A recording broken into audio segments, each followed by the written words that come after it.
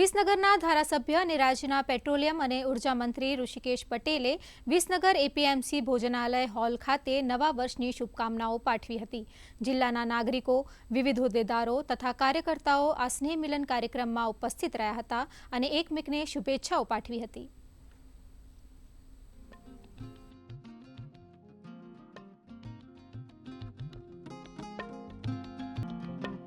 આવતા સમયની અંદર વિકસિત રાષ્ટ્રની કલ્પના આદરણીય મોદી સાહેબે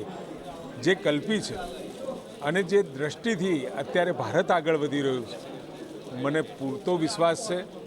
માં જગતજનની અંબા અને પરમ કૃપાળુ પરમાત્માના આશીર્વાદ આ ગુજરાત ઉપર પણ બની રહેશે, ભારત ઉપર પણ બની રહેશે અને ભારતીય જનતા પાર્ટીના કાર્યકર્તાઓ સમગ્ર એ વિષયને લઈ, ચાહે સ્વદેશીનો હોય, આત્મનિર્ભરતાનો, પર્યાવરણનો વિષય છે, પાણી બચાવવા જેવા અનેક વિષયો, અનેક મુહિમો આદરણીય પ્રધાનમંત્રી મોદી સાહેબે ચલાવી છે, એને હાથોહાથ પકડી અને લોકો સુધી પહોંચાડે એવી મારી શુભેચ્છા છે।